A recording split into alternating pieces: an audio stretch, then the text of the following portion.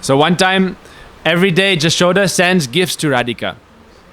In one way, it's because she loves Radhika so much, she cannot stop herself from expressing her love through giving gifts. This is one of the symptoms of love. When you love someone, you'll give them gifts, you'll receive gifts.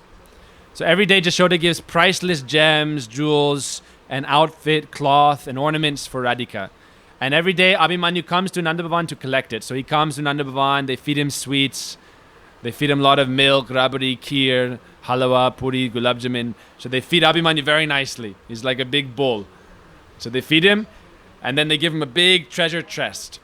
So one time, when Yashoda was packing up the treasure chest, Krishna, at this time also Radhika had not been able to see Krishna for some days, and Krishna was also very eager to meet with her. So at that time, Krishna was asking Yashoda, what is this? She said, oh, I'm packing some cloth and jewels. She was basically saying, it's not your business, So as Yashoda leaves the room with the other sakas, Krishna takes everything out of the trunk and crawls in the bottom, and then they cover him over with cloth in case he opens it. So they cover Krishna with some cloth and with some jewels. And then very shortly after that, Abhimanyu enters that area and Jashoda gives him the chest. So Abhimanyu, he carries the chest with Krishna on his head all the way back to Javat, a few kilometers. And Krishna, Gurudev says, it's very wonderful. Krishna is very heavy. Why? Because all the millions and millions of universes reside within him. Everything is residing within Krishna. He is the absolute truth, the complete whole.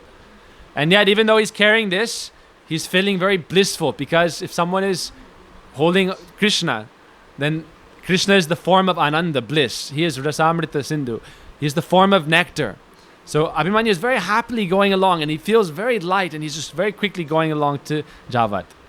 And as he arrives, he goes into the area to Radhika's room, but he doesn't enter. He keeps some respectful distance. So he places down, because Radhika is still very young Kumari, so he places the chest by her room, and the Sakis say, okay, we'll take it.